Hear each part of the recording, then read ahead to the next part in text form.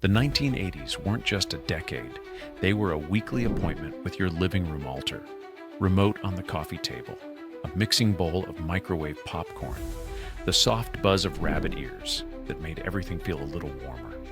We fell in love with our shows, memorized the theme songs, and swore these characters were family.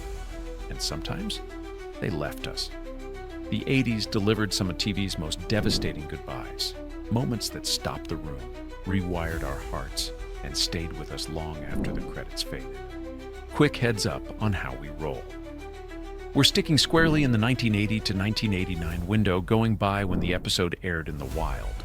These are the goodbyes that hit hardest back then and still land like a punch today.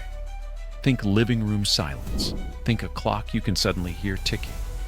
Ready to tear up the Wayback Tissues? Let's go.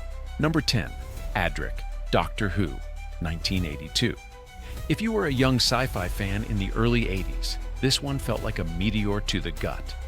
Adric wasn't the smoothest companion, cocky, brilliant, a little brother who could outmath you and rub it in.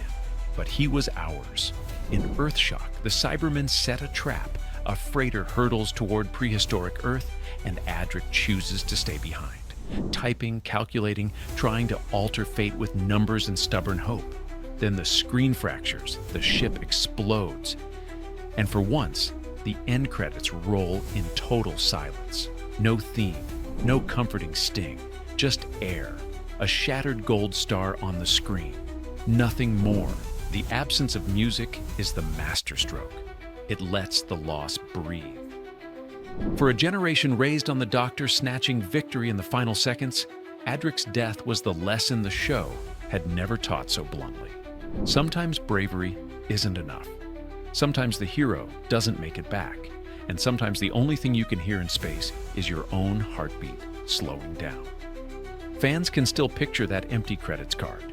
That quiet was louder than any scream. If that already has your stomach in knots, hit subscribe now.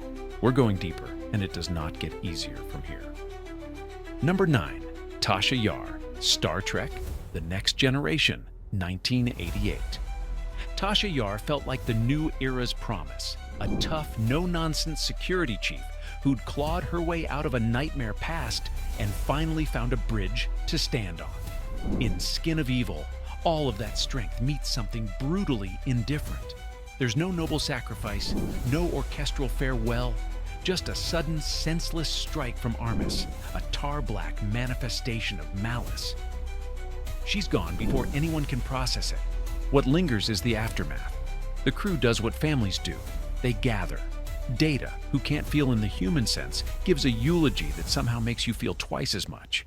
He admits he doesn't fully understand grief, then honors Tasha with clarity and grace anyway. And the holodeck farewell? It hurts in a different way. Tasha, alive in a recording, saying goodbye on her own terms. For a show built on idealism and order, Tasha's death was the universe, reminding us it does not negotiate. It also quietly said something else. The Enterprise is not a magic bubble. Even here, bad things can arrive, take, and leave you staring at an empty chair. Number 8, Dr. Peter White, Saint Elsewhere, 1983. Medical dramas trained us to expect redemption arcs. Saint Elsewhere tossed that rule out the ambulance window. Dr. Peter White arrives brilliant and polished, then spirals. Addiction, predatory choices, a trail of harm that the white coat can't hide. In the hospital's busiest corridors, the consequences finally show up. A woman whose life he shattered confronts him. There's no negotiation, no grand courtroom.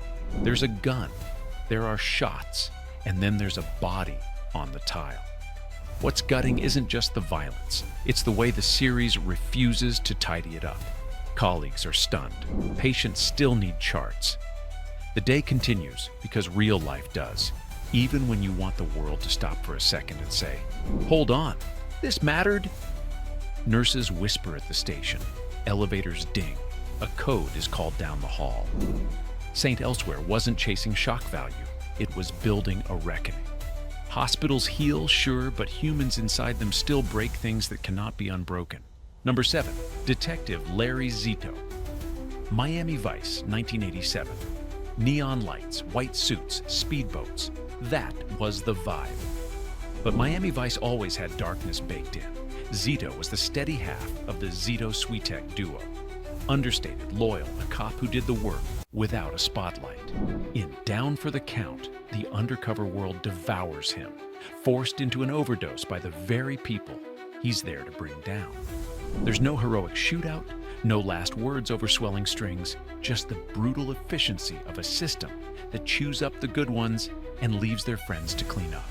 The aftermath is where the hurt lives. Crockett and Tubbs look hollowed out. Switek is wrecked, the joke's gone flat. Even the city feels dimmed, like the neon lost a few lumens. Zito's death stripped the show's glamour and left the bruise underneath. Behind the posters in pastel, this was always a story about cost. And if you remember watching on a Friday night, you remember the way the credits felt wrong, like Miami's beat skipped a step. Number 6, Katherine Chandler, Beauty and the Beast, 1989. Katherine and Vincent weren't just a couple. They were a candlelit poem, romance whispered through steam grates under Manhattan. For 2 seasons, the series let us believe in a love that made the impossible feel inevitable. When Linda Hamilton exited, the writers didn't reach for a soft fade. Season 3 opens, and the fairy tale is shattered. Katherine has been abducted by a criminal mastermind. The truth trickles out, and her death lands like a door slamming in the tunnels. It's a choice that still divides fans, but the emotion is undeniable. Vincent is unmoored. The city is colder. That secret world below feels suddenly unsafe. You can almost hear the pipes echo. Not every tragedy is noble or narratively satisfying. Some simply hurt because love deserved more time. And for viewers who lived on that show's gentle hope, this ending felt personal, as if New York blew out every candle at once and left us blinking in the dark. Quick pulse check. Which TV loss hit you the hardest back in the day? Drop it in the comments. And if you're vibing with these deep cuts, tap like and subscribe so you never miss our next rewind. Number 5, Bobby Ewing, Dallas, 1985. Oil feuds, boardroom wars, and a family you couldn't stop watching. Dallas was televised obsession. Bobby Ewing was the show's conscience, the good heart in a nest of rattlesnakes. When he's hit by a car and dies, it's not just a plot twist. It's a year-long public mourning. Characters weep, viewers weep. The absence becomes a season unto itself as Pam tries to live in the hole Bobby left behind. Yes, the infamous shower retcon rewound the pain. But for 12 months, those tears were real, and that counts. In the 80s, TV could still knock on your door, walk into your living room, and leave you stunned. Bobby did that. People talked about it at work, at school, over Sunday dinner. And if you watched in first run, you remember the ache of that year, the way the show felt heavier, the way you kept hoping the phone would ring and say, "Just kidding!" Number 4, Coach Ernie Pantuso, Cheers, 1985. Coach wasn't the sharpest guy behind the bar, but he might have been the kindest. Nicholas Colasanto's performance made the bar feel safe. Sam's shoulder, Carla's snarl, and Coach's infinite patience smoothing it all out. When Colasanto died mid-run, Cheers chose humanity over spectacle. They didn't trot out a very special episode melodrama. The next season, the gang simply acknowledges Coach has passed away. It's the way Sam says his name, the way Carla stares at the empty corner, the way the whole bar breathes around a missing laugh. On a show powered by wit, the quiet around Coach is what broke us. It felt like real life. No fireworks, just the ache of someone who won't be walking through that door again. Then Woody shows up, and the show finds a way forward, because that's what people do when they're hurt, and the beer still needs pouring. The stool stays open. The stories keep going. But you never forget who sat there first. Number 3, Sergeant Phil Esterhaus, Hill Street Blues, 1983. Let's be careful out there.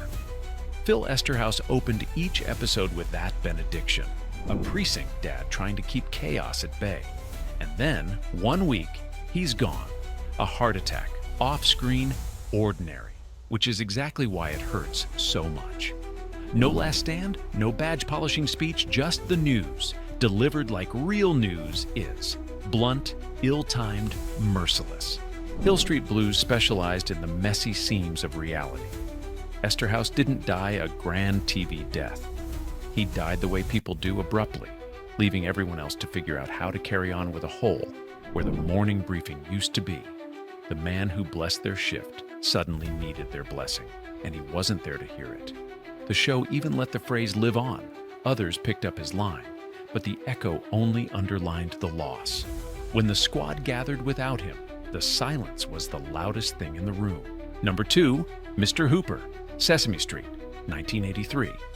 The 80s didn't spare the kids. When Will Lee, the actor who played Mr. Hooper, passed away, Sesame Street made a brave, beautiful choice. Tell the truth.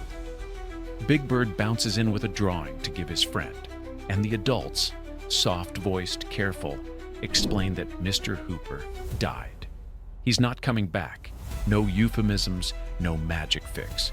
Just love, memory, and a picture that stays on the wall. Parents cried, kids cried, teachers cried. A lot of us learned, right there on the rug, how to talk about loss without flinching, how to hold grief and kindness in the same frame. It was simple storytelling with impossible honesty, and it turned a neighborhood set into a place where hard conversations could happen without breaking you. Decades later, people still remember where they were sitting when Big Bird asked his questions.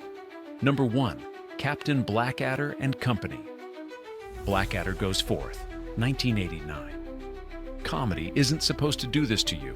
The finale of Blackadder Goes Forth starts like any other. Quips, schemes, one more plan to dodge the front line. Then the plan fails. The whistle blows. Blackadder, Baldric, George, their faces harden and they go over the top. The camera slows. The chatter of guns rises. And then the trench dissolves into a field of poppies. No punchline, no wink.